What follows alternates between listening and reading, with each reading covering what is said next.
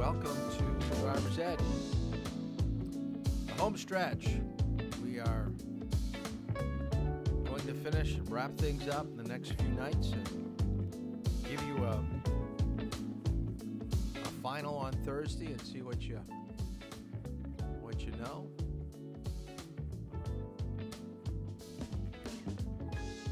So waiting for people to come on. Good evening. This delay I'll never get used to. So I usually have to wait 30 seconds to a minute for people to log on.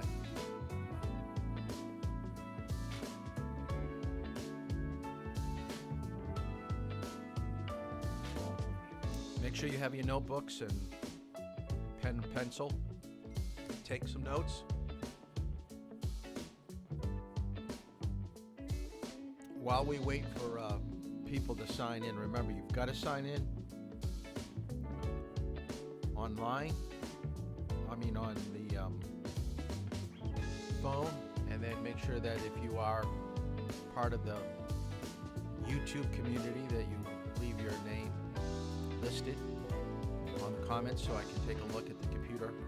That way I don't have to look down at my phone all the time to see who's here. So we've got 6 people. We're missing a couple. And then we'll kind of get started with what we're going to cover. Trying to wrap up the last few hours with people, so if you want to schedule driving, make sure that you text me later this evening and we can kind of go over what we have, because next Tuesday at this time I'll be sitting in front of this mic and starting to teach a new class, and they're going to hear what I have for openings, and they will probably get first dibs on all availability unless you text me earlier in the day. That way I can plug you in. But I'd say more than half of you should be done by this weekend, so that's good. That's one of the, I guess, joys of having a small class is I have less carryovers, but it always happens. So I think we got just about everybody here. Couple things. Homework will be posted after tonight's class. A couple worksheets on highway driving. I don't know if I have any questions for you. Tomorrow we're going to do driving emergencies and we're going to do distracted driving. And then I've got a review for you to look at. Questions that will be somewhat like the questions that will be on the final on Thursday. And I'll let you do that offline after we finish tomorrow's class. So we should have everything covered from the state manual and all the important chapters from the textbook.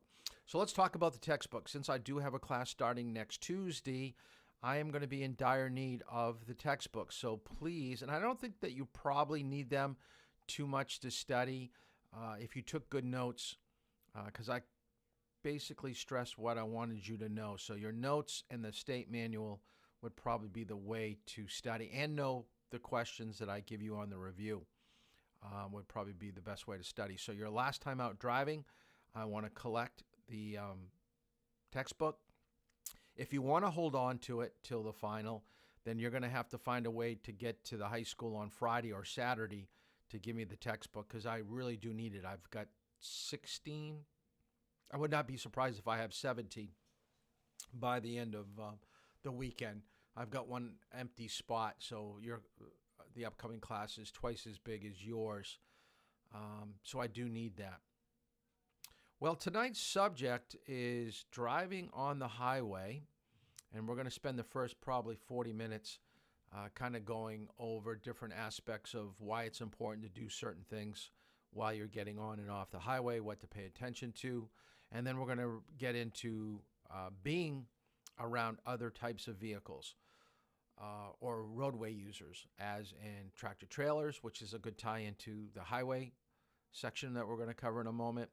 We'll talk a little bit about motorcycles, bicycles, pedestrians, and police cars that are pull people over. What should we do with the move over law? So let's get right into tonight's subject. And I'm not going to show you this video. This is back, oh goodness, 60s or 70s. Walt Disney actually did a training video about getting onto the highway. Oh, I know I'm echoing. There we go. With Goofy. So I used to show this, but I kind of struggling to get everything in, so I'm not going to particularly show this video. But it's kind of comical to look back 50 years ago and see how they were training people to drive on the highway. This is a two-part section of that video. It goes for about 13 minutes. So this is the last half of it that I was able to find online. So let's talk about expressway. When you hear the word expressway or highway, we're basically talking about the same type of road. So what are the differences and what makes them so difficult to drive on? And what you're going to find as you drive around New England and other states, different terminology. So do not be confused when you see one of these 5 definitions or words on Google Maps or anything else that's getting you to where you want to go. So here are the 5 terms that you may hear a lot of: interstates, toll roads, thoroughways, turnpikes, and freeways. Now, what I want you to write down in your notes, this is why it's good to know this. What makes them different? What makes them alike? There are 3 things. Speed. Some are going to go a lot faster than others. The maximum speed we've got here in New Hampshire is around 70 miles per hour. You may find in other parts of the country you can even go faster than 70. So speed is going to be a big indicator. Route 4 is kind of a hybrid type of a highway where we do have on-ramps, but we also have neighborhoods. So in certain parts of Route 4, speeds are going to be around 45 when we have side streets and neighborhoods. And then as we get closer to just ramps in the Lee Circle, we'll be able to go around 55. Toll roads, thoroughways, turnpikes, freeways. Basically, some will charge you money. And we're going to talk more about Easy Pass in a couple slides coming up. But the thing to remember is that it does cost money to maintain our road system. And the way that we do that is through charging you money to ride on these roads, drive on these roads. So we have turnpikes, toll roads, and thoroughways, which will charge you. And that's set up by the state. It's not set up by the federal government. It's set up by the state government. This is why it's more expensive maybe to drive in Massachusetts on 95 than it is in New Hampshire. And by the way, 95 only goes through New Hampshire, a very short section, and the only toll that we have is the Hampton toll. All right, and if it's a federal, if it's a federal interstate, I think they have more of a say, I should say.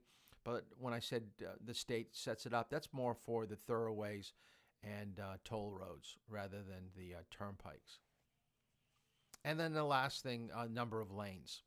Okay, some are, 2 lanes, some are 3, 4, 5. You get some roadways that have just multiple lanes. So the main reasons why we've set up a highway system is to get you where you want to go a lot quicker, and you have a better chance of getting there safely. So when people say, well, wouldn't a crash on the highway be more fatal? Not necessarily, because you're going in the same direction. When a car in bad weather spins out and you start to hit a car on the side, or when a car flips over because of the high rate of speed, and if you're not in your seatbelt, if you don't have your car locked, because of the high rate of speed, then you are seeing some fatalities. But normally, when cars are going in the same direction, if they're getting hit on, rubbed up against or hit from behind, you're not going to have major injury or death. It's only when you have head-on collisions or when the car flips over. So what makes the highway really so difficult to drive on? And a lot of people ask me, why do we save a driving lesson to lesson number 7 or lesson number 8? And the problem is that you have to think quicker and react faster to speeds. So if you're not handling lane changes at 25, 30 miles per hour in the city, you're going to have serious problems on a multi-lane highway. There is no room for error, especially when you have lanes on either side.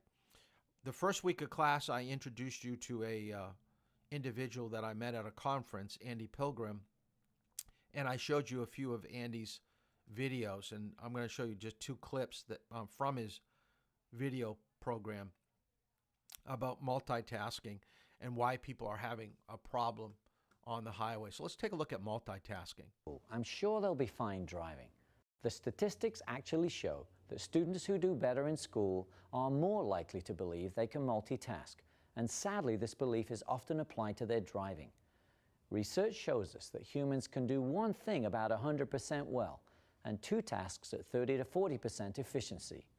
Parents, please don't teach your children that attempting to multitask while driving is okay. It's plainly not. Okay, what he was really referring to is that because once you get up on the highway, which can be a difficult task, driving on the highway is pretty boring, especially if you're going to be going more than a half hour. It's basically just working your position and making sure your speed's okay.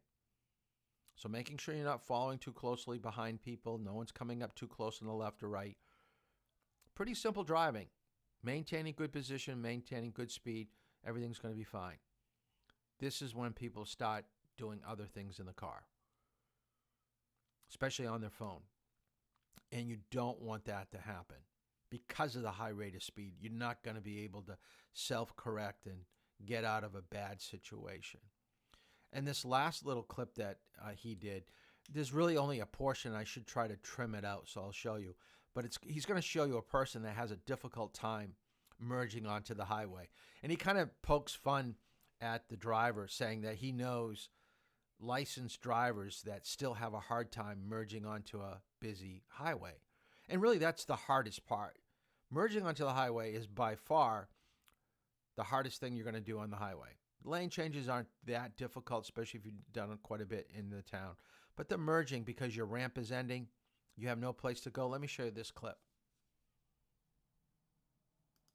Sadly, most people treat it as a right and not a privilege. And of course, this attitude can easily transfer to new drivers. Okay, now he's going to talk Driving about the should bad be something we work on every day to improve our skills. I know adults who have been driving for 25 years and still don't know how to do something as simple as merging without negatively impacting traffic flow. There is no excuse for this. Okay, let's just take a look at where that car that's merging. There's no way that you should be on the breakdown. I mean, you are so close to the guardrail, and he may not even see the motorcycle. And we're going to be talking about why are motorcycles so difficult to drive around. Well, basically because you just don't pick them up in your mirror. They're pretty tiny, and it's really kind of hard to judge what their speed is. Now, the car that's not letting them in, notice they've got a car coming up on the left-hand side of them, so they may not feel comfortable making what we call a courteous lane change. And even the motorcycle does not seem to be helping this person out. So this person is doing a very terrible job with getting on the highway. Feel you are not a competent driver, then work at it. Go out and practice to get better. Remember, driving is different. It takes attention and skill to be a consistently safe driver. And I can't stress enough what he just mentioned about working at your driving.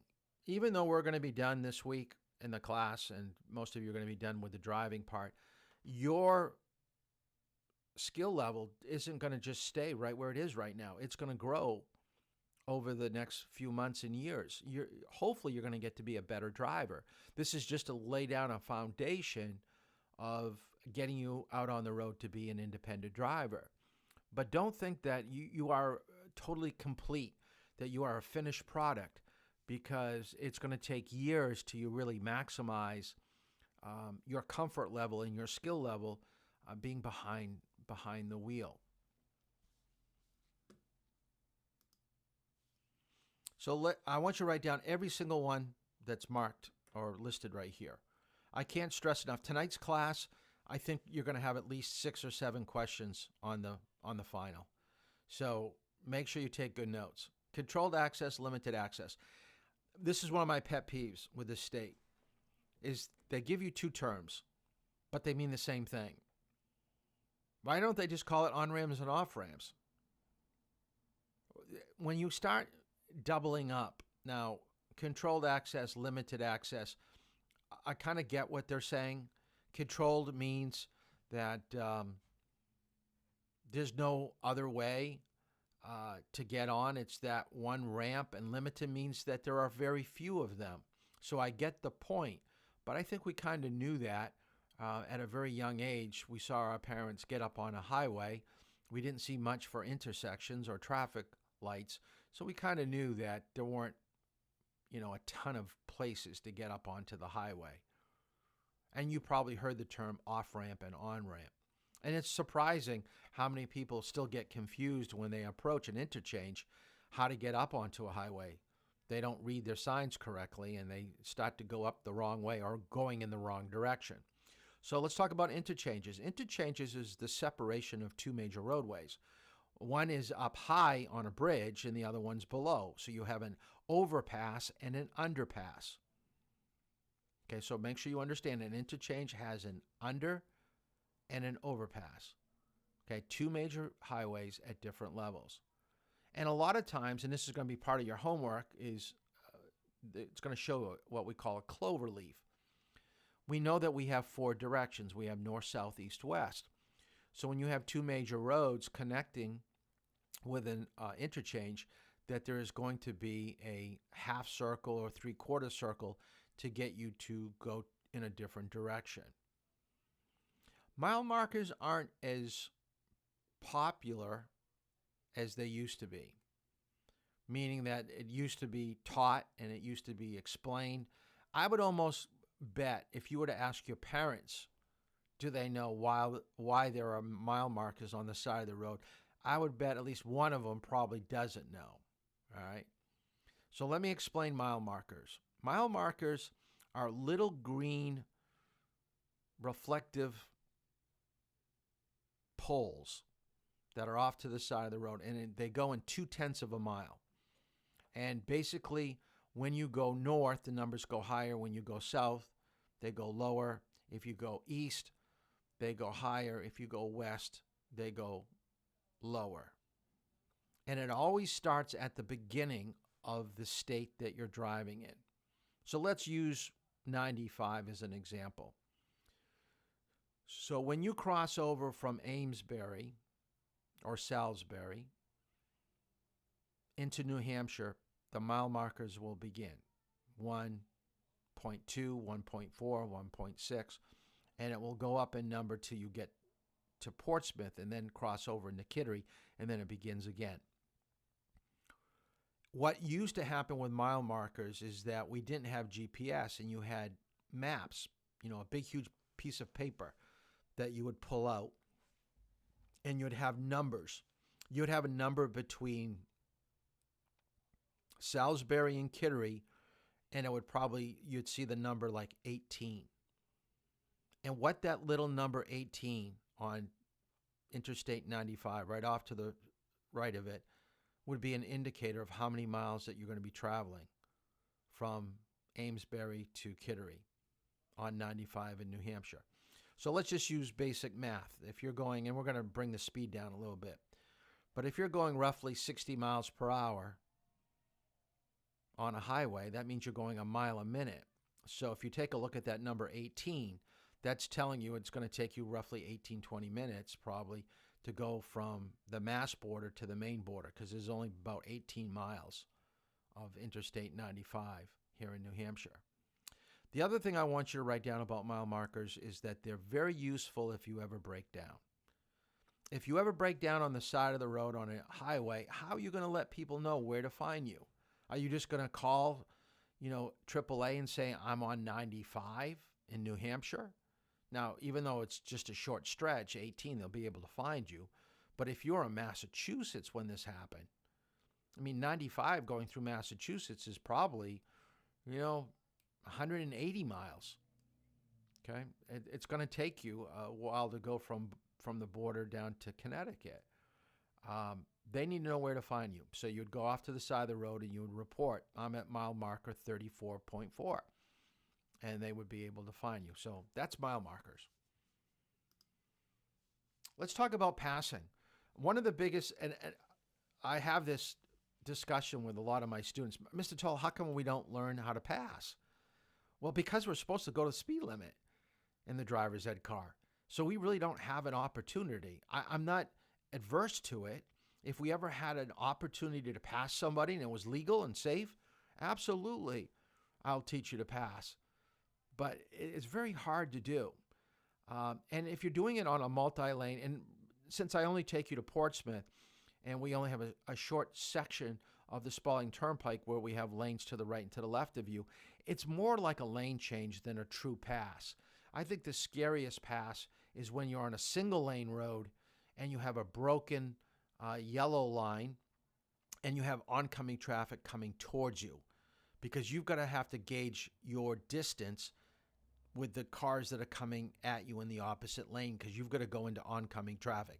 That is the tough pass to make. And I can't think of any place that I've driven with students where I've done that, probably in the last 20 years or so.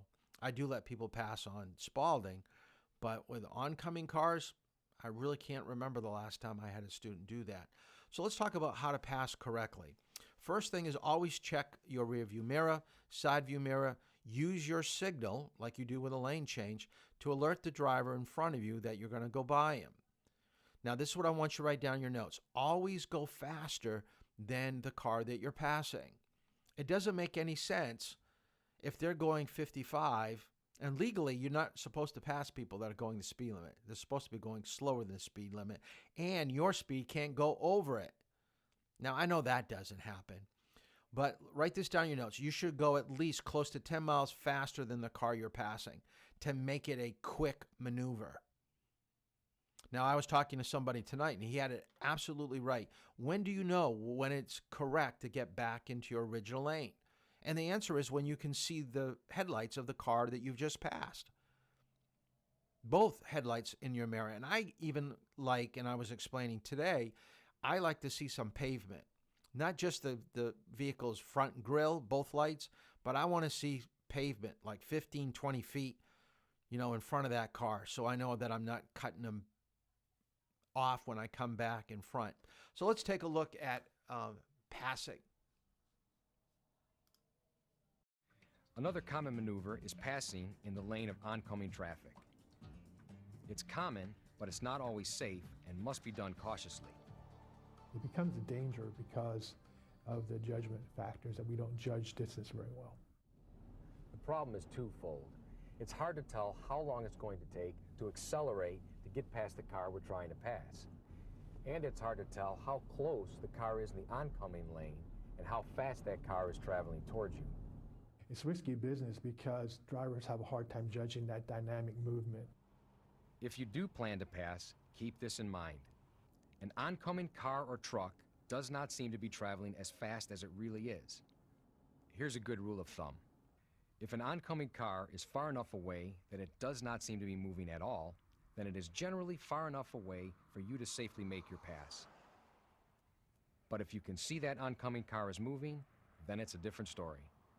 If you go out there to look and you see that car looks like it's moving towards you, you better tuck back in again because you're probably too close. There are other times when it is not safe to pass. If your view is blocked by either a hill or a curve, don't pass. Assume there is an oncoming car or truck just out of sight. Passing requires extreme caution because of the threat of having a head-on collision. When you talk about having a head-on collision, you're talking about doubling and tripling the forces, and maybe the forces even quadruple, depends on your speed and the nature of the car coming towards you. Also, avoid passing at intersections. This includes intersecting roads, railroad crossings, even entrances to shopping centers. If you are on a two-lane road, pass only on the left. It is dangerous and usually illegal to pass on the right. The exception is when a car ahead of you signals to make a left turn. If the car in front of you is stopped to make a left-hand turn, never pass to his left. Instead, you may pass to his right on the shoulder. In any event, experts urge drivers to not take passing lightly. It's a common driving task that requires utmost caution. This is Jim Angelo. Now, that last clip of that car passing, I don't believe that should have been a passing zone because of the guardrails on either side. It was somewhat of a, looked like a little bit of a bridge going over a creek or something. Didn't look too safe. I don't think that should have been legal. Other special features on the highway, we have reflectors. What I want you to write down, reflectors will always match the color of the line that you're next to. It will be yellow off to the left, white off to the right. The reflectors that at the beginning of a guardrail will be red, and the reflector color at the end of a guardrail will be green. We know that in driving, red means stop or not to do something, and green means go. So why do we put reflectors on guardrails? Well, actually, we put them on anything that's immovable. Because in the wintertime, when people plow or when it's foggy out, how far off to the edge of the road do you know that you can go? Well, if you know the colors, red, green, and white reflectors that match the color of the line, you're going to know when it's a safe area to go off the main paved portion of the roadway, and those areas that you shouldn't go off the roadway where there's red or green. Rumble strips will alert you to your positioning. I think it's there for people that are multitasking, maybe on their phone, talking to passengers. It will alert people that are falling asleep, but you know what's going to happen when someone hits a rumble strip and they're kind of nodding off. They're going to jerk the wheel because they don't realize that they're falling asleep. So be very careful when you see a car drifting over a white line, because they're going to hit that rumble strip, and you've got to get ready to see how they're going to react to that. Are they going to overreact, or are they paying attention and just regaining their position on the roadway? We talked about Easy Pass that allows you to go through the toll booth without stopping. We're collecting money now through registration, so even if you don't have Easy Pass, they're going to send you the fee of, like in Massachusetts, going over the Tobin Bridge. They don't have any toll collectors anymore, so if you don't have Easy Pass, they send you your fee to use the bridge to your registration. So that's how they're going to do that. But everybody that I know of now uses Easy Pass, and that's kind of like a debit card. Your car has a transponder that's up on the windshield, and as you go through these areas, it scans your vehicle and it debits your account. So just make sure you have enough in the account, and you're going to be good to go. If you don't have a transponder, like I said, they'll send you the bill. And it's going to cost you a little bit more, too. Easy Pass, we're going to high-speed readers now in the Dover exit and the Rochester exit, both updated back in 2014, which is kind of good. So they increase the speed that people can go through and also the speed that you can travel on the Spalding in this area. Toll roads. Look at the very bottom. It talks about the Chesapeake Bay Bridge. Went from $4 from $2.50, and then the New York, New Jersey Hudson River crossing, the bridge went from $8 to $12. So when you go over a bridge, you're dealing with some major fees. I think someone told me that the George Washington Bridge, which is a very common bridge to go over in New York to head south. If you ever drove to Florida, I'm sure that you went over it. Someone told me it's close to $20. So can you imagine working in the city where you have to pay $40 in tolls each day just to get to work? This is why public transportation is so popular in the city, because you don't want to get caught going over these bridges or tunnels, actually, where it can get quite costly. So it will always alert you, too, when you're getting to the last exit before the toll if you want to get off, go to some secondary roads, and then it will always tell you what it's going to cost you. See, notice the difference. $3, but if you go by mail, then it's going to be $4.60. So they do charge you a little extra. The hardest part about the highway is really getting on. So let's talk about what are the things that you should do. So I want you to write down each one of these. The first one is to know which ramp you're going to be taking. As I said a little bit earlier, everything's going to be opposite. So if there's a highway or an interchange, there's going to be a north and south on-ramp. Just like the opposite of east is west, okay? Keep your speed on your ramp looking for a hole in traffic. Now, in your notes right here when you write keeping your speed, I would recommend going at least half to 3/4 the speed that's posted on the road you're going to.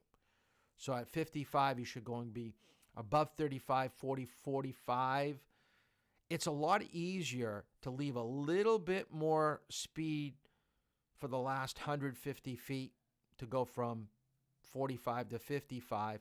And if you look in your mirrors and you see that there is no traffic, you're at 45, you could bring it back down to 35 or 30 to let a cluster of traffic to go by and then maybe filter in after 2 or 3 cars have gone by.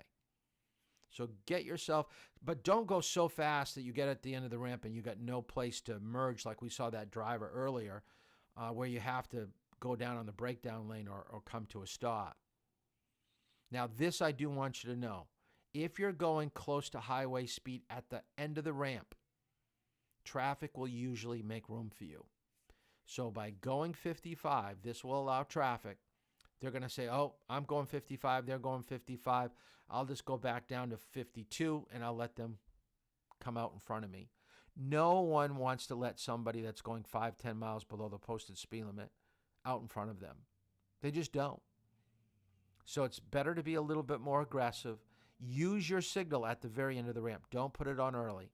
So at the very bottom here, it says, be careful about blended lanes. And blended lanes means on an interchange where you have that clover leaf, you're trying to get on the highway, but there's also going to be somebody that's trying to get off. So where you have a section of the road where people are both speeding up and slowing down, that section of the road does those two things. So that's why it's blended. But I want you to know the most important thing about getting onto the highways, just like a lane change where we talked about smog, signal, mirrors, over the shoulder, and go. But let's flip the first and the last thing to do. So now it's going to be GMOS, GMOS. Okay, so it's go fast. Okay, get up to 35, 40, 45 when you get to the yield sign to check for your gap or a hole in traffic. Then check your rear view mirror, then left side mirror. Third thing is check your shoulder off to the left. Make sure you do this on your driving test. And then the last thing that you do with a merge is you use your signal. Don't put your signal on too early. Everybody knows you're getting onto the highway. What you want to let people know when you put that signal on is that I'm turning the wheel to come out in front of you now. So get ready. The signal should be in the last probably 50 feet, okay, of the ramp, 50 to 100 feet of the ramp. You shouldn't do it like with another 300 feet to go. It'd be way, way, way too early. So let's take a look at a car that's actually merging. And merging is hard. It can be a high anxiety situation. You're trying to enter the freeway. Cars on the freeway are whizzing by. You're trying to keep an eye on the cars in front of you. Drivers in the cars behind you are eager for their chance to merge. It can be chaotic, and you're the one at the gate. Actually, a merge is probably one of your highest risk maneuvers that you do as a driver. Dr. Terry Klein with Eastern Kentucky University is a leading authority on driving safety and an expert on traffic rules. It's really a rather tricky maneuver because what we're asking you to do as a driver is pay attention to both the things happening in front of you, the things happening behind you, and the things happening 2 lanes to your left or 2 lanes to your right. Dr. Klein says this complicates things because as human beings, we can really pay strict attention to only one thing at a time. So as tense as it may be, you've got to learn how to merge if you want to enter a freeway. The bottom line is that you have to prepare for a merge sooner. Dr. Klein says to prepare for a merge well before you're actually ready to merge. Identify a gap between cars on the freeway where you can merge. Then, Continue increasing your speed until you reach the gap you selected. Dr. Klein says instead of increasing speed, drivers have a tendency to actually slow down before merging. A big mistake. You have cars behind you coming up, they're trying to enter speed themselves, so you could cause a chain reaction type collision behind you as well. Dr. Klein says drivers tend to minimize the dangers in merging, and that there are actually more crashes that happen during merging than during passing. Once on the freeway, adjust your speed to keep a cushion of space around your car. The closer you get to a car around you, the more they drive you and the less you driving yourself. You become their puppet. They brake, you brake. They speed up, you speed up. They stop suddenly, you stop suddenly. Finally, once you've merged and adjusted your speed, you probably will change lanes at some point. Some quick pointers. Look around you for a large enough space to move into. Use your mirrors. Turn your head to look quickly to the side before changing lanes. See, I disagree with what they're saying. Then It make should always your be lane signal change. first. I wouldn't be looking in my Changing mirrors. lanes, keeping space around your car, and merging. Each is a... So you can see it's kind of a technique thing. I really believe on a lane change, you want to use your signal first because nobody knows you want to make a lane change. The minute you put your directional on, people will react to that. They'll speed up, slow down. So you can look in your mirrors all you want, but the minute you start to make a lane change, people may not be ready for it. A blinking light will always get people's attention. Leaving the expressway is the simple part. Getting on is the hard part. Getting off is easy. Know which ramp you want. Use your directionals about 500 feet before you get off the highway. Remember, do not slow down on the highway. You want to use that ramp. So keep up your speed until you get to the mouth of the ramp. That opening of the off-ramp is what we call a mouth. And you don't want to slow down before that point.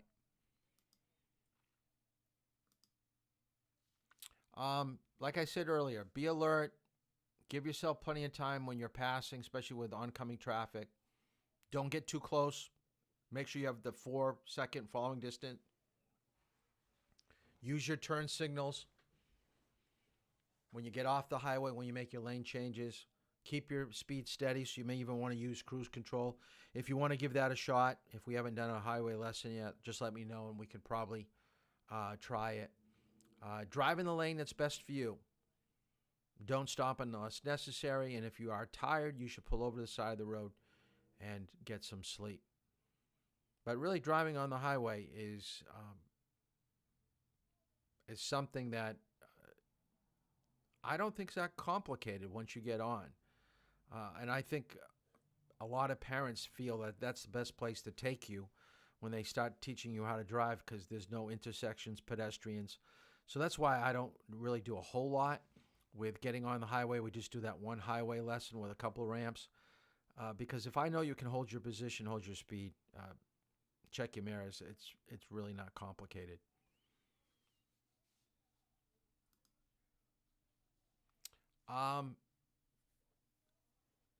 Be aware of what's around you. And this picture that I put up here is, I wanted you to realize is that you've got to take a look at every vehicle that's coming up behind you, beside you, and that you're following behind, and thinking about what could happen. So with people putting kayaks and bikes and campers having things, you should always think in the back of your mind, what is the worst thing that could happen to me right now? Because if you're always thinking about it, then you're going to have a plan. I can't imagine, and this was a mattress that came off, and I believe that it killed. It says a fatal crash, so someone died in this crash. This shouldn't happen. And by the way, I have been with a student when a mattress has actually flown off a vehicle. Now, luckily, we were about 3 cars behind. We weren't the first car behind. So it did not hit us, but it did hit the car directly behind the mattress-carrying car. So these things do happen. People just don't know how to tie things down.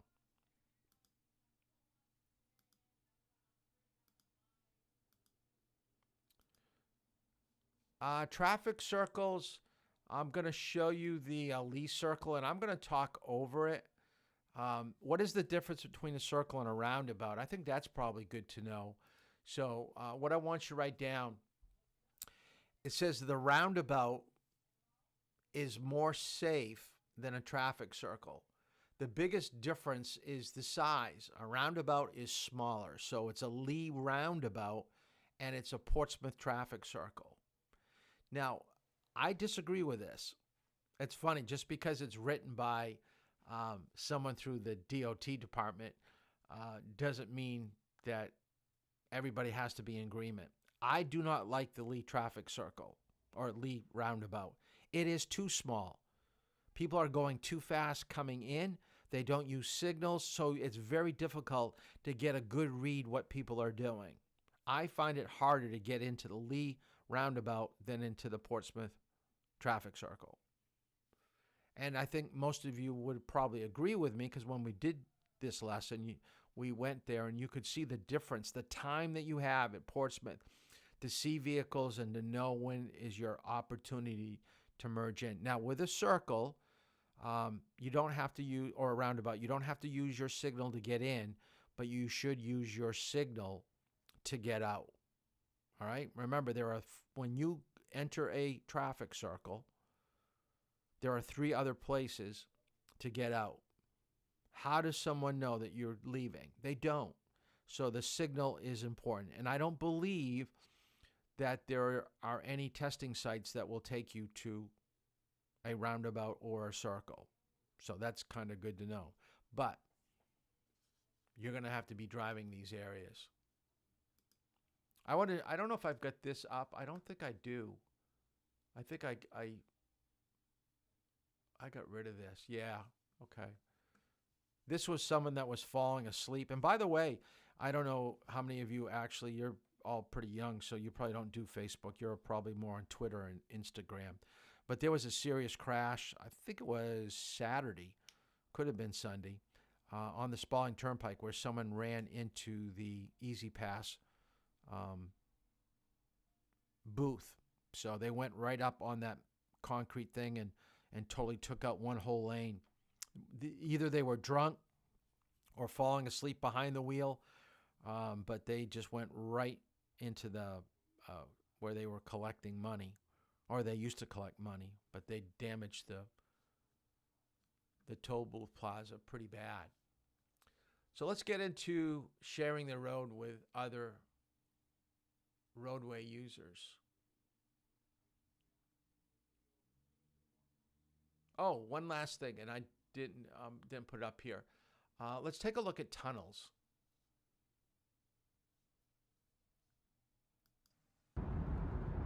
Okay, the thing about tunnels is, notice you have multiple lanes. If you don't know what lane you should be in, you should probably be way off to the right. Notice we just went by an exit. So not every tunnel brings you in and brings you out with no way to get off. In Boston, there are multiple, off-ramps on 93 here. So don't be in the middle. Like, I'm in the middle right now because I want to get on Route 1, which I'm going to be making a lane change off to the left in a little bit. So when I have to travel for a distance, I try to stay in the middle. But if I know that I'm going to be getting to my exit, whether it be right or left, I'm only going to have to make one lane change. So if you're in the far left and you need to exit to the right, you've got 2 lanes to go through. If you're in the right lane and you've got to exit off to the left, I'm heading north right now on 93. I want to take Route 1. I would have to go through 2 lanes. It's pretty difficult to do. You can see I've got good spacing in front of me right now, but if I was in the inside right lane and up about another 200 feet, there's too many cars to make an easy lane change.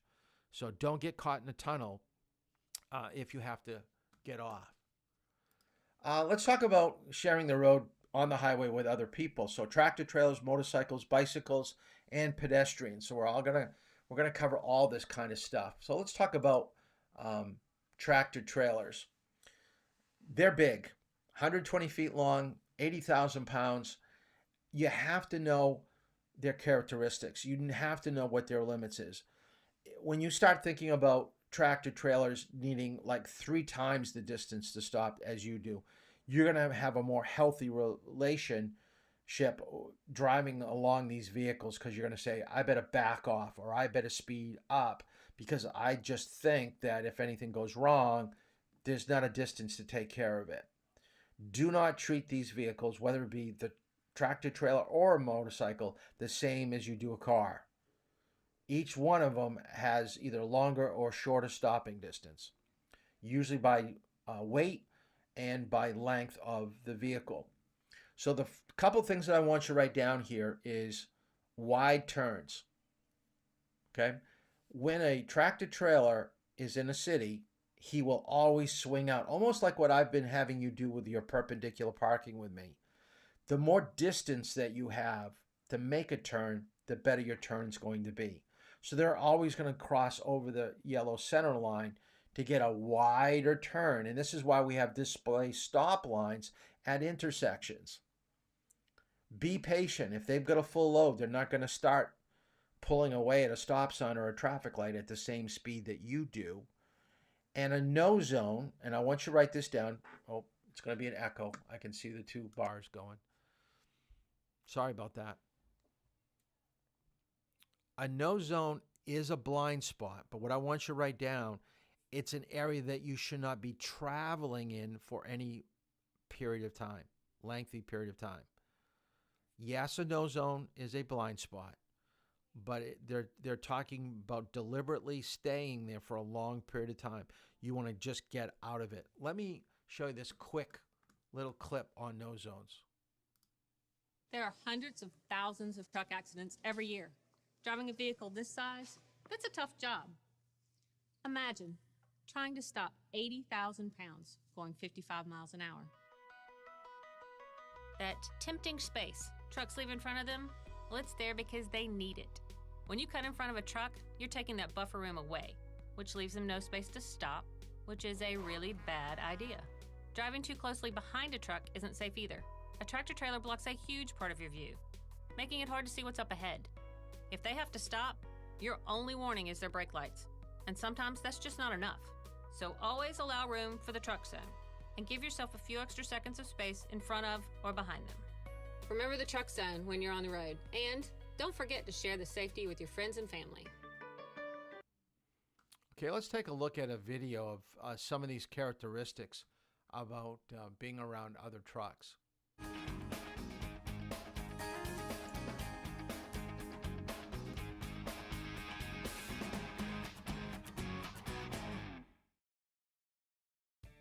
Hello, my name is Ralph Garcia, and I'm a professional truck driver with 37 years experience on the road with 3.5 million miles of safe driving.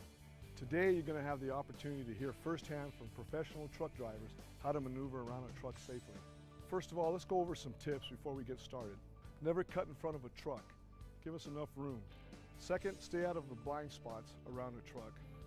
Third, have enough cushion behind us. Don't follow too closely so you have enough time to stop.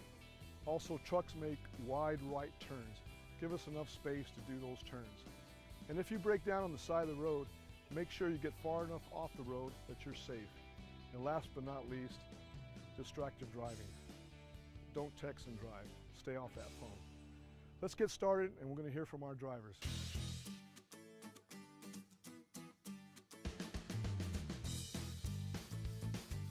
Hey, I'm Alan Boyd.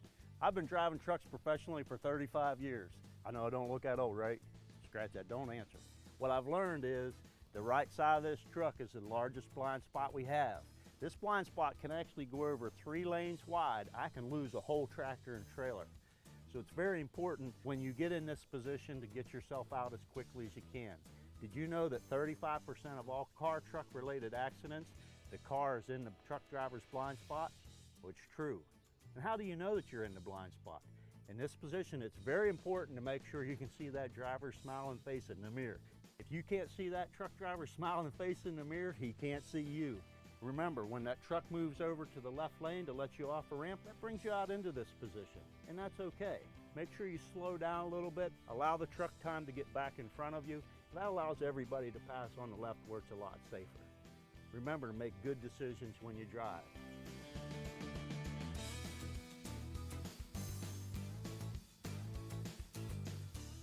Hi, I'm Alfonso Lewis. I've been a professional truck driver for 28 years, have 1.4 million safe driving miles. And today I want to talk to you about the rear blind spot of a tractor trailer. First of all, I want to tell you where I do not want you. I don't want you tailgating me. You know why? If I make a sudden stop, guess where you may end up? It's right here. I don't want you there. One other thing, I'm a big guy, and I drive a pretty big truck. If there's an object in the road, I can straddle it. And if I straddle it and it comes out and you don't see it, you will not have time to react. Think about that object as an alligator. You don't want that alligator to bite you. So I want you 20 car lengths behind me where I can see you. If you can see my mirror, you're in a safe spot where I can see you and you can see me. And that's where I want you at.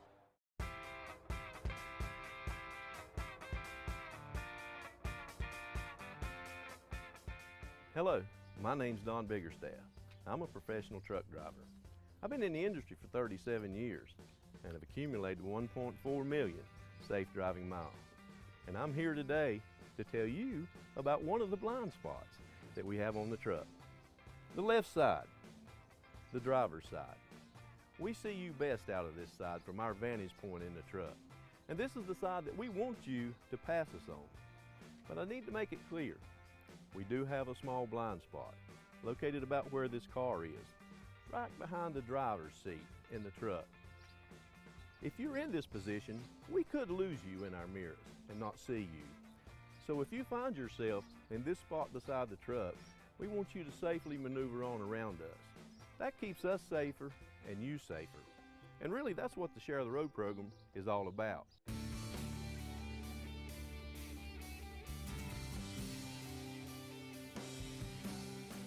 This is the front end of the truck. The worst thing you could do is cut in front of a truck. Rule of thumb, look in your rear view mirror, and when you can see the whole truck in that mirror, that's the time to come over. That usually puts you 10 car lengths in front of our vehicle. Your car usually weighs 4,000 pounds, and fully loaded, this semi could weigh up to 80,000 pounds. And going 60 miles an hour, it could take the length of a football field and 2 end zones to stop. So what you're telling me, Ralph, then is that if I'm driving a 4,000 pound car, that'd be 20 times my weight. That's right. That'd be like a 200-pound wrestler wrestling a man weighing 4,000 pounds. Exactly, kind of like me wrestling you.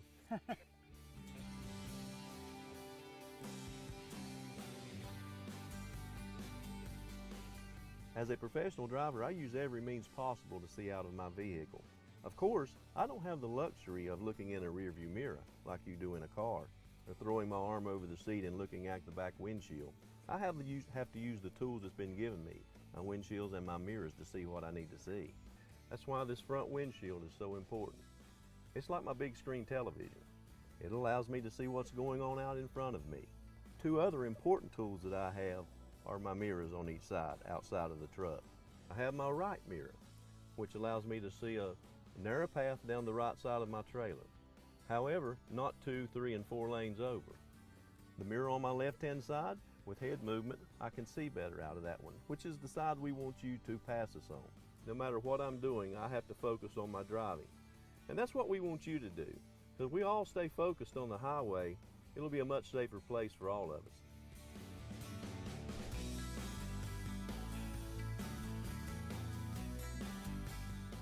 Distracted driving is just as dangerous as drunk driving.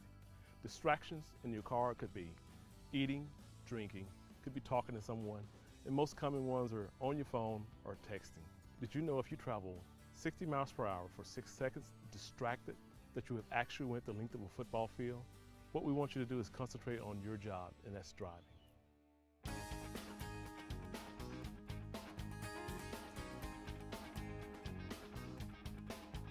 You know, we had a lot of fun doing this video, and I hope you got the understanding that we're very proud of our record and we're very passionate about safety. And we've interjected some humor to make it fun. However, when you're driving, there is one place that you absolutely must keep your focus, and that's in a construction zone. You know, a construction zone is simply a temporary inconvenience for a major improvement. You know, those guys that are working on that road are working on that road for one reason, and that's to make the highway safer. There's a couple things you need to remember when you're going into a construction zone. Number one, always obey the speed limit. That speed limit is set in place for everybody's safety. Also, the solid white lines are there so that nobody crosses that solid white line. It's very important never to tailgate, and especially not in a construction zone. Because in construction zones, things happen quickly. And the last thing you want is to run into the back of somebody because something happened in front of them. Remember, every one of those construction workers are mothers, fathers, brothers, sisters, and they all want the same thing that you and I do. And no matter who you are, whether you drive a truck, drive a car, or work in that construction zone, everybody's goal is to make the most important trip, the trip home, safely. Okay, one of the things that I want to mention about being around large trucks that they really didn't cover too much is that when you're in, let's say, a middle lane and a large tractor trailer truck comes up on the left side of you at a good rate of speed, a good 10, 15 miles faster than what you're going, there is going to be a suction, a draft from that truck that's going to move your vehicle.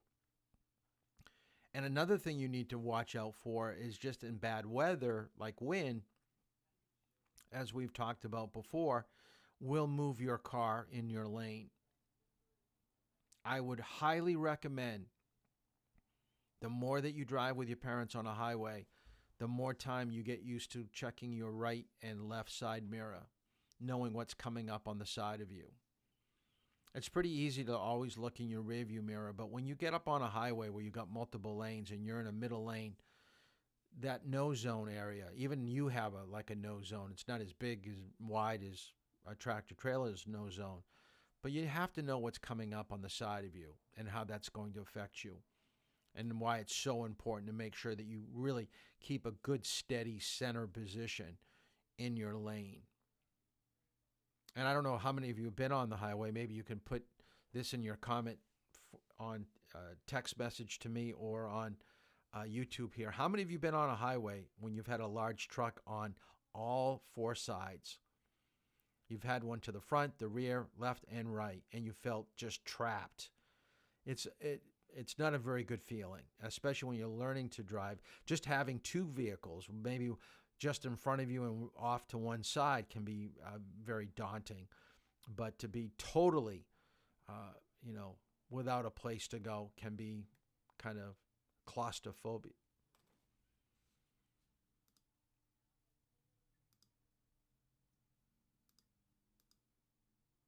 Okay, let's talk a little bit about motorcycles. Oh, good. You haven't had that experience. That someone didn't. That's good. We are getting closer to colder temperatures, and motorcycles are going to start being stored away. But you will notice that there are some die-hard motorcycle riders that will ride all 12 months. Legally, they can. It does get to be a safety situation because of balance and traction. But motorcycles have some characteristics that we should know about. And the other thing I want you to be aware of is that we can't always blame motorcycle riders for things that are going wrong on the roadway. A lot of people have a bad negative feeling towards motorcycle riders, and it's about 50-50 when it comes down to who's at fault. But I will tell you, some of the worst driving I have ever seen is by motorcycle riders. They are crazy, just flat out crazy. Here's one that I found, and this happened in New Hampshire, by the way. Can you imagine being on a highway and getting passed by a motorcycle that's going 185 miles per hour? I mean, you look in your mirror, it'd be a blur. So be watchful on the highway and on your secondary roads of motorcycles, because they go so extremely fast, and it's hard to pick them up in your driving environment. So you got to really be using your mirrors quite frequently. One of the worst behaviors of motorcycles is when they start forging their own way on the road. One of the terms that you'll hear is lane splitting. It is legal in California, but not in New Hampshire. You have to stay in your designated lane. You can't go up where the dotted line is between lanes or on a solid line, because really between your car and a car that's next to you usually is only about 4 or 5 feet. yeah, you could fit a bicycle or a motorcycle between the two. But if you're going 55, 60 miles per hour, you don't want to see a motorcycle getting up that close to you. You could almost roll down your window and shake hands with the rider. And they're not supposed to be using the breakdown lane as a traveling lane. And a lot of times they do, especially in heavy traffic. They want to get up to the next ramp. So lane splitting is something that you do not want to do if you're a motorcycle rider, and you want to spend a lot of time watching. Let me show you lane splitting. So these are going to be different situations. I think a lot of times what you're seeing here is in Europe. So you're going to see he's going to come up on the right side of the truck. Notice it is a dotted lane, but the lane is ending. See, the truck saw him in his side view mirror and said, I don't want you to do that, and made him pay for it.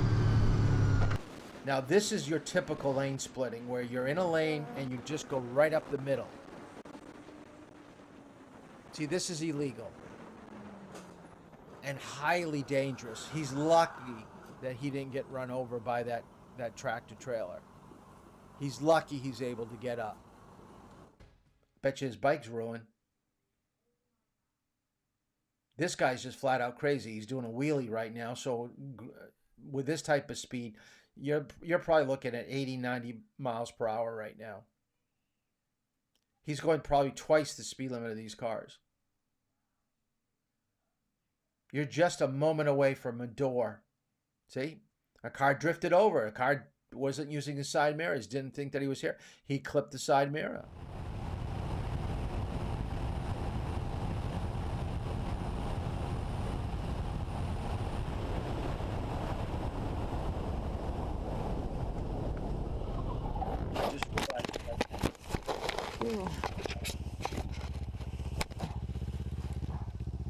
So you can see all the behavior of these motorcycle riders. This is pretty bad.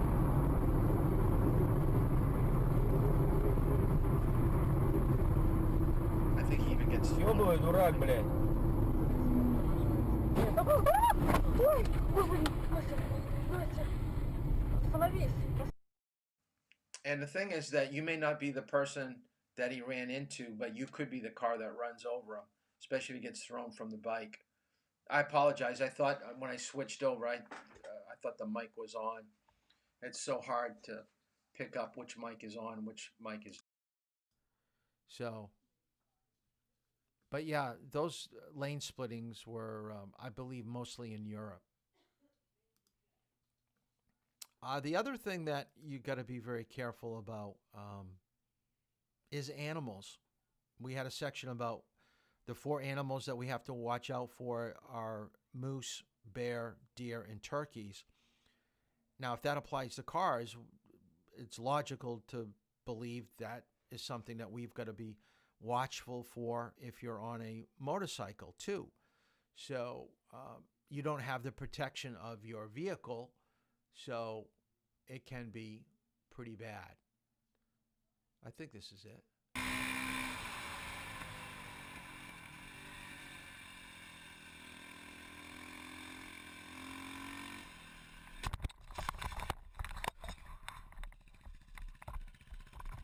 And it's surprising that nobody's hurt.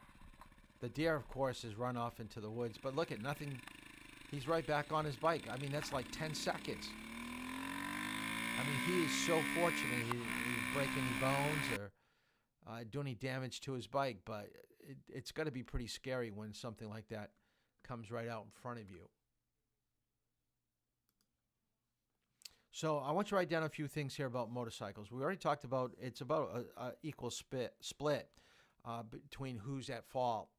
And so half of the crashes will be where the car driver is faulty in picking up the motorcyclist. The motorcyclist could be putting their signal on, could have a good following distance, and it's the driver error that's causing a crash. And then there are times when we just saw with lane splitting and stuff like that, it's the motorcycle rider that's a risk taker and doing things that he shouldn't do. So motorcycles have the same rights and responsibilities. They have to obey the same rules that you do. They're very small. They can't be seen very easily, and that's going to be a question I'm going to ask on the final. You got to be able to see them and pick them up, how fast they're going.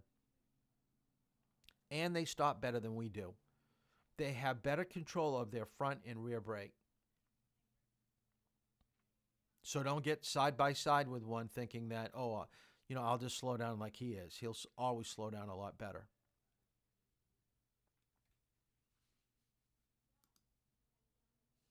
Left turns, I want you to write down your notes, is probably the number one cause of problems with motorcycles. People cars making a left turn in front of a motorcycle because they just didn't see him. He blended in. By the way, motorcycles are supposed to have their headlights on all the time to help them being seen. So the driver doesn't see the cyclist, and they don't know how fast they're coming, and that's when they're having an issue. So what we're doing is we're training. When you take a motorcycle class, and I think that's the next slide. Let me show you this. No. Yeah, turn signals don't always cancel off, so make sure that the motorcyclist is actually turning. But I wanted to mention the motorcycle class. These are things that you should be aware of. I'll go back. Your following distance should be more because they stop a lot better than we do. Remember, if they're moving around in their lane, it's not like they're being, a jerk or being kind of foolish. They want you to see them. So they're moving from left to right, right to left on a very common, frequent basis, just so that you're looking up because you see the movement. Don't crowd them. Don't move next to them in the same lane. And if they're going around something, it's going to be a problem for them, like puddles and potholes and just cracks in the road, railroad crossings, things like that. They may change their position. So just be aware of that. But the motorcycle class, let me show you if I can. These are all videos there we go. I believe we have just finished up the testing season for motorcycle safety. I thought that they went just about to Columbus Day. I don't think they're offering this, but they're going to pick it up again, I believe, in April through October. The DMV sponsors this. They actually provide you a motorcycle. So it's not as expensive or as lengthy as driver's ed. You do have to get a designation on your license, meaning your license has to say that you can operate a motorcycle by yourself. So there are two ways to get a motorcycle license. One is to take this class. It's a skill test. You've already passed the written knowledge test, so they believe that you know the rules of the road and what to do when you're out on the road. So basically any type of testing you're going to be doing would be the physical maneuvering a motorcycle around a course. They may give you a few basic questions, like a short test on balance and characteristics of motorcycles, just so you have a basic understanding of it. So they will test you at the test site, or if you don't want to take the class, you could ask for a permit, which is an endorsement that allows you to practice on your own, like in a parking lot for a couple of weeks, and then go to the testing site where the DMV will put you through a course of cones to see what your balance and your skill level is as a motorcycle rider. Now in New Hampshire, we offer two courses. One's novice, one's experienced. And here's the phone number. I don't even know if this is in the new manual because this came off the old one. But from what I've been told, I haven't taken the class, but I heard that it is a well worth class to take. So I would highly recommend it. Let me show you what it would look like. This is from Pennsylvania, and they had some riders that gave a testimonial about this course. So I want to show you what the course is like.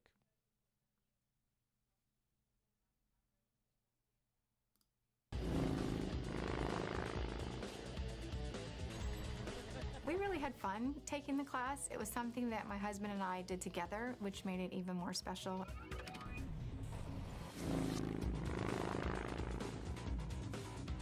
I thought, well, this is going to be, why am I going to go do this? I've been riding so long, there's nothing I can, what are they going to teach me or what are they going to show me?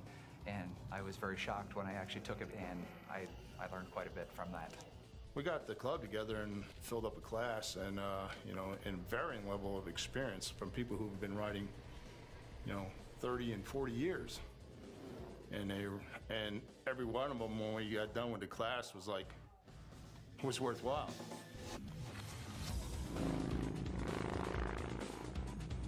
For my family, the very first step of getting into motorcycling was signing up for the motorcycle safety course. Because even before we went out to invest money in buying a motorcycle, it was important for us to learn the intricacies of riding the bike, and you certainly want to be prepared for the road risks.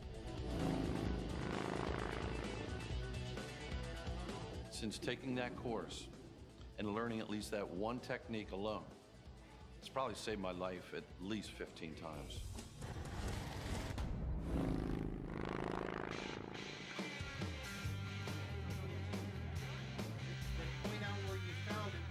I think that there's just as much value in the classroom as there was as physically being on the bike. So when you go out and you get on the bike, all that mental stuff is already in there.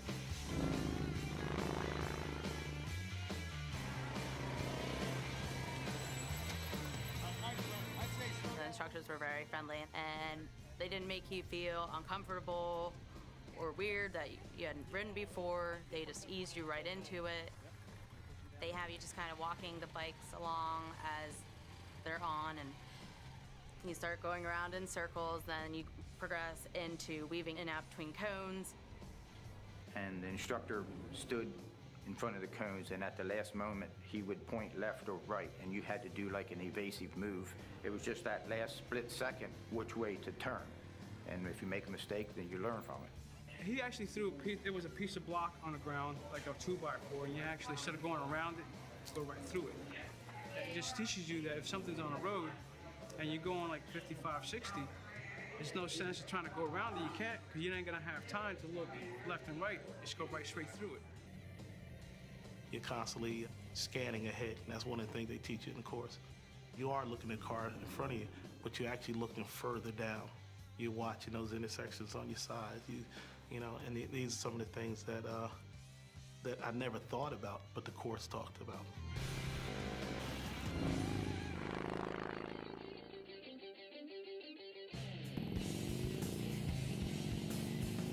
And all of a sudden, I start pulling around the curve, and another guy comes straight over. And if I would not have been aware, and again, this came from the course of being aware of everything that's happening around you, and I was able to stop. But if I'd have kept going, I would probably be a hood ornament at this point. The maneuvering technique I did learn from the course did help me last year with the accident that I was in, that someone pulled out in front of me. And I was able to maneuver the bike to get around mostly, but the bike did clip the bumper a little bit.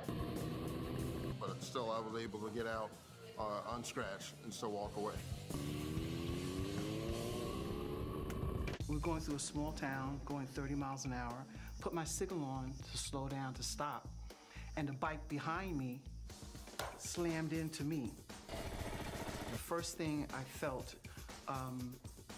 was this jerk, and then I heard the instructor's voice saying, "Hold on, keep the front tires straight, slowly apply your brakes, both the front and the rear brakes slowly, and bring the bike to a slow stop." And that's exactly what happened. You think you know about bikes, but you do not know about bikes until you take the safety course. You do not know about all the different things that can come at you. You don't pay attention to that when you're just riding without the knowledge. So it can definitely save your life. It's a lifetime lesson that costs nothing.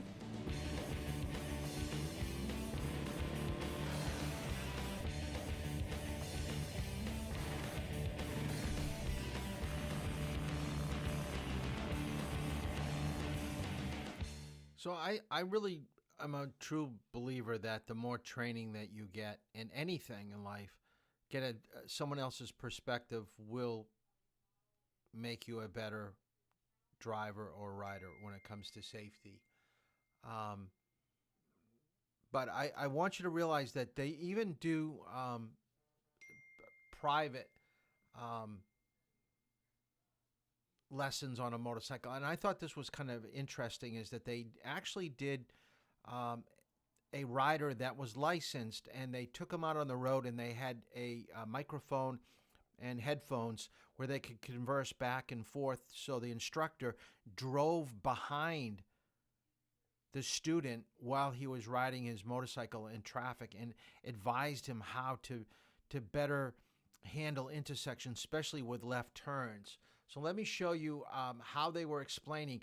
Stay away, move to the right. The minute you know someone's making a left-hand turn, move to the right away from where the person's turning, because it's gonna give them more time and distance to see you. I thought this was kind of interesting, so I want to show you this. Okay, let's get in the left lane.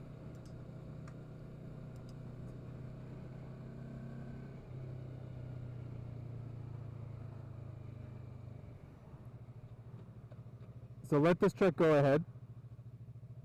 Yeah, leave lots of room.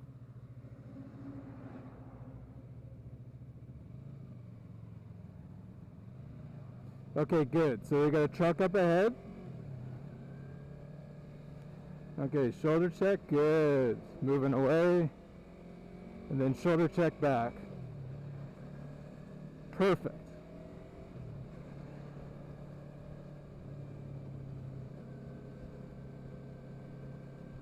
Yes.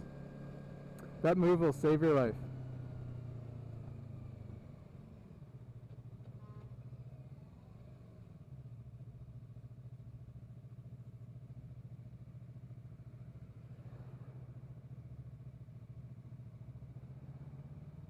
Yeah, so get ready to do it again.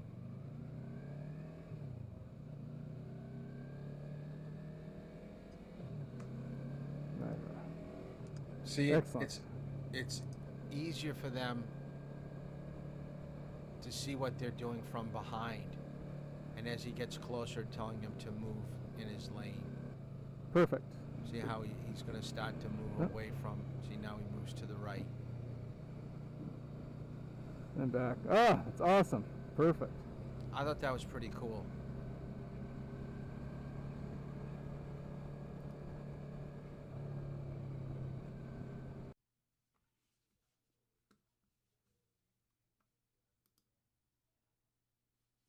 Now, bike safety is a lot like motorcycle safety.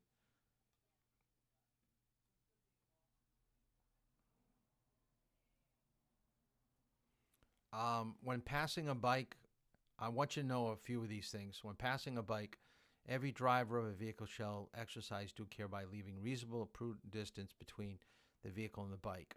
So this is what I want you to remember. This is a new thing in the manual, probably about 1.5 years, 2 years ago. For every 10 miles per hour, you should have one additional foot. So start off with 3 feet, and then additional foot for every 10 miles over 30. That's going to give enough distance and room around a motorcyclist. So if there is no room, you must wait till traffic has gone by before passing. We call that separating. If you can't get by them, then basically what you want to do is what we call compromise, where you have equal distance on either side. So separate is taking one problem at a time, like the bicyclist, then deal with the oncoming cars. But if you come around a corner or over a hill and you've got a bicycle, let's say on 108, you have no time to wait. You're kind of stuck there. Give the bike at least that 3 feet, and hopefully you've got 3 feet with the oncoming cars. Bicycles need to obey the same rules as drivers, but we know that they don't. They run stop signs. They go through parking lots. They don't use hand signals, but they should. So they should signal their stops and turns. They should, go single file so they don't hold up traffic. But legally, they can go side by side, and that's what two abreast means. Two abreast means side by side. They should never be on a sidewalk. That's illegal. They can't do that. They should never hang on to any other type of vehicle. yield the right of way to pedestrians. Never carry a passenger unless there's an extra large seat. They should go in the same direction as traffic. Remember, I told you the first week, anything that has wheels goes in the same direction. The only thing here that I want you to know is that head gear is required for people under the age of 16. Police can stop you. They can inspect your bike. They can give you a ticket. And then you need to know this. Bikes are required, if they're driving at night, to have one reflective material. So vest, jacket, helmet strip, okay, to indicate they're out on the road. And they need to have this on the same time frame that when you have your headlights on. So a half hour after sunset to a half hour before sunrise. Pedestrian accidents are very common in high pedestrian areas like universities, shopping areas like downtown, near coastal roads where there are public beaches. So be very careful when you know there's going to be a lot of people around. Pedestrians have the right of way when they're in a crosswalk. So in a crosswalk means any of that painted white slash. So if they're on it, okay, out on the road, we're supposed to stop if we can. We've got to yield to them when they're on a sidewalk, crossing alley, or driveway. And of course, anybody that's blind will have a right of way. Blind people have a hard time hearing hybrids. So you want to basically stay back about a 10-foot distance. So I want you to know that. So a person who's blind listens for the vehicle once it's stopped. If it's a hybrid car, electric car, they can't hear it. The engine turns off.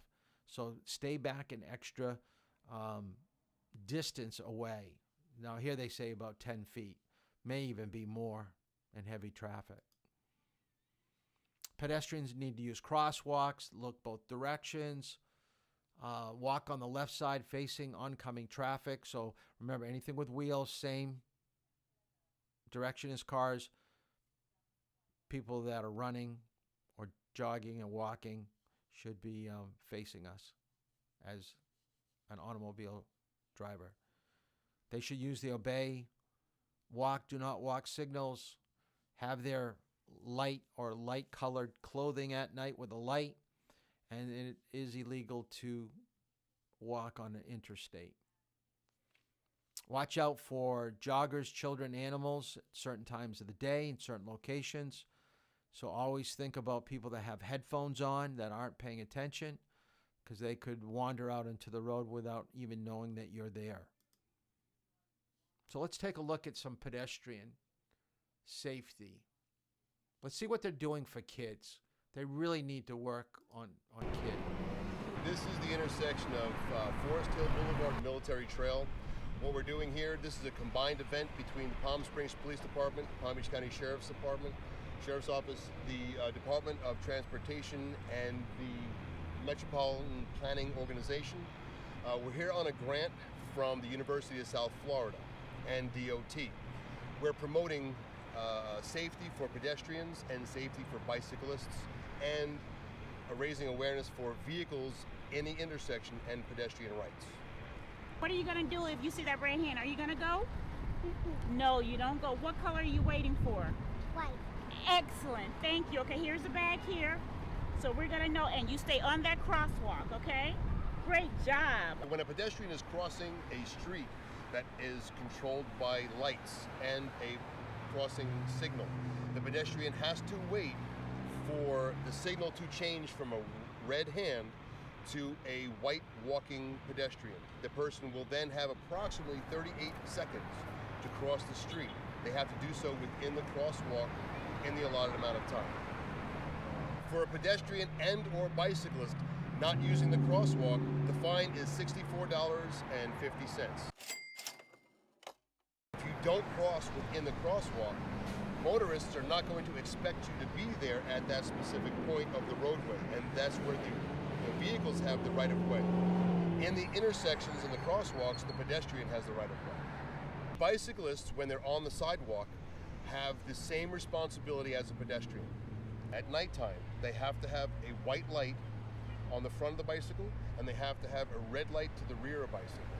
The biggest problem I see with bicyclists is as they're riding on the sidewalk and or the bicycle lane, they just decide to change lanes in the middle of the road, or they don't wait for the light to change and they just dart across the road. If they're in the roadway, believe it or not, a bicyclist has to obey all the traffic laws as a motor vehicle does. If they are using a motorized bicycle or a scooter on the sidewalk, the fine is actually $166 and 3 points on a license. Wait for the light to cycle where it's safe for you to cross. Cross only when that pedestrian signal indicates you to cross. Don't cross in the mid-block where cars are not going to expect you to cross. That's where a lot of people are getting hit. What we see a lot in this intersection here is people will get off the bus, they'll wait for the bus to leave, and they dart across the street. Now here they're darting across 6 lanes of a highly used highway to get to the other bus stop, which is on the other side of the road. It's not safe. It's very dangerous. This is where we get people killed. Anything you'd like to add? Just be safe and be seen. Good to know that somebody's helping us out, you know, because we almost get hit daily on the road riding our bikes from to work. So it's a nice thing that you guys are out here. Bike pedestrian safety is really important in Durham because of the college students, and I can't stress enough that, to be honest with you, I think the biggest challenge for you will not be, you know, parking and stop signs and traffic lights, although yellow lights are giving some of you some situations that it's kind of tough to. It's going to be pedestrians. Because you live in Durham or go to school in Durham, pedestrians, I feel, is going to be the hardest thing to really get a good grip and handle. Because when you're driving with me or when you're driving with your parents, it's another set of eyes and another person's perspective of what to do with pedestrians. But remember, once you finally get your driver's license, you're going to be making all these decisions independently with nobody helping you. So you have to be right or you're going to have to face the consequences. And I can't think of anything that would be worse than hitting a pedestrian. I'd rather hit a car 30 miles per hour than hit a pedestrian at 10. Because I know my seatbelt's on, I know I have airbags, I know I'm going to walk away, and I know the car is going to get fixed. But if I hit a pedestrian with a student at 10, 15 miles per hour, it could be fatal. It could be the worst. So go slow, look, especially on the left side of the road where pedestrians are waiting or not paying attention. I can't stress enough. And then the last thing that I want to talk about is something that's in every state now. It's called the Move Over Law, which means that when there's an emergency vehicle or an emergency officer, fire, EMT, police officer, dealing with something, pulling a vehicle over for giving a ticket, or there's a crash, you've got to get away from these emergency vehicles as far away as you can. Let me show you a clip of a police officer who got buzzed by. Watch this. Every year, thousands of law enforcement officers are injured or killed by passing vehicles on our nation's roads and highways. These tragedies don't have to happen. Whenever an emergency vehicle has its lights on, move over away from the emergency vehicle. If you can't change lanes because of traffic, or if you're traveling on a 2-lane road, slow down at least 20 miles per hour below the posted speed limit. Help protect the officers who protect you. Please move over, and if you can't, then slow down. It's the law. So it is the law in every state. So go at a lower speed. You should at least try to cut it in half. Obey the directions of any authorized person, as I mentioned before, your EMTs, fire, police, anybody that has any type of control. When they say vacate, they mean to leave entirely. Wholly means the whole part of your car. But if you got someone that's next to you, everybody has to move over as far as they can. So you may be lane splitting. So give a wide berth to these people that are dealing with, a bad situation. Here's one more of what it looks like for move over.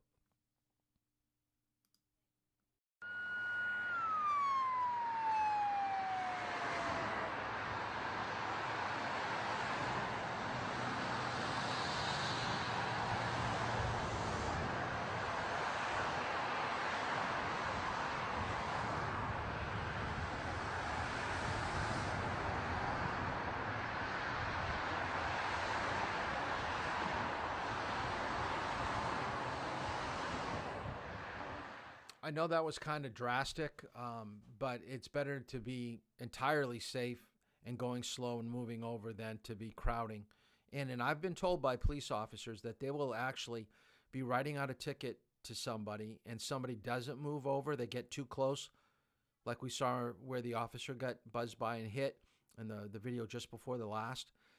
They've gotten into their cruiser and gone after the person that got too close to them and let the person that was getting a speeding ticket get off. So don't think because they're outside of the cruiser that nothing's going to happen. And they can still come after you. If they can get a description of your car and your license plate, they can come after you a little bit later. So that takes care of highway driving and sharing the road with tractor trailers, motorcycles, and pedestrians and bikes. So it's a quick overview. I hope you took good notes because, like I said, there will be some questions on the final on this. I am going to give you a worksheet that I want you to do and probably some questions. I think this is the last chapter that you have any reading to do. So I would start studying for Thursday's final. Tomorrow we are going to talk about driving emergencies. So I'll go back in what I gave you. So make sure that chapter is read on driving emergencies. And I can't remember what chapter that is. Could be like 11 or 13, something like that. So we'll go over that for about a half hour, 40 minutes. Then we'll get into texting. And then I'll probably release you to a video that I did for a review, which will go over all the questions. And then I think you're going to be all set to take the test on Thursday. So I hope you guys have a great night. I hope things are going well. I've been very proud of the progress I've seen behind the wheel with you. I feel confident with a good test score on Thursday that you'll go and get your driver's license. And we'll see how things go tomorrow. All right? So have a good night. Like I said, I'll put it on Facebook and I'll send you a copy for those of you that don't have it. But we'll see you tomorrow, 7:30. Have a good evening.